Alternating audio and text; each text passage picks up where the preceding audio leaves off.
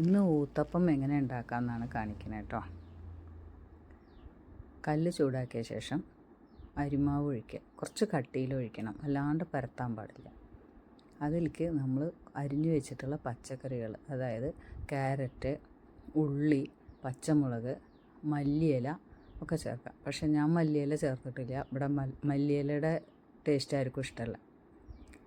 അപ്പോൾ അത് മാവിൻ്റെ മുകളിൽ തൂവി കൊടുക്കുക. എന്നിട്ട് എണ്ണയോ നെയ്യോ എന്താ വെച്ചാൽ അതൊന്ന് തടവി കൊടുത്ത ശേഷം ഒരു ഭാഗം മൊരിഞ്ഞു കഴിഞ്ഞാൽ കമിഴ്ത്തിയിടുക. അങ്ങനെ തിരിച്ചു ഇട്ടിട്ട് ഒന്ന് വലിയിച്ചെടുത്ത് കഴിഞ്ഞാൽ സൂപ്പർ ടേസ്റ്റായിരിക്കും. മറിച്ചിടുമ്പോൾ ഒന്ന് ശ്രദ്ധിക്കണം, അല്ലെങ്കിൽ ഈ പച്ചക്കറികളൊക്കെ കല്ലിലായി പോവും, വിട്ടുപോവും. ഇപ്പോഴും കുറച്ചൊക്കെ അങ്ങനെ പോവും, എന്നാലും ഒരുവിധം നന്നായിട്ട് തന്നെ കിട്ടും. പിന്നെ വേറൊരു വിധം എങ്ങനെയാ വെച്ചാൽ മാവിലേക്ക് ഈ പച്ചക്കറികളൊക്കെ മാവിലേക്ക് ചേർക്കുക, എന്നിട്ട് അങ്ങനെ കലക്കി ഒഴിക്കുക.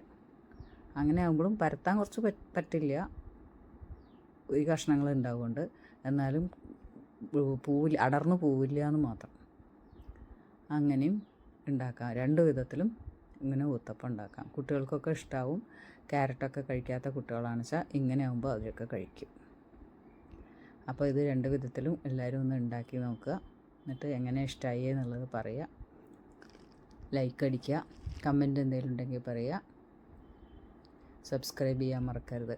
അപ്പോൾ അത്രയേ ഉള്ളൂ ഊത്തപ്പത്തിൻ്റെ റെസിപ്പി. സിമ്പിളാണ്, ഈസിയാണ്. കൂട്ടി കഴിക്കാൻ ചട്ടിണിയോ അച്ചാറോ എങ്ങനെ വെച്ചാൽ അങ്ങനെ കൂട്ടി കഴിക്കുകയും ചെയ്യാം. അപ്പോൾ അത്രയേ ഉള്ളൂ.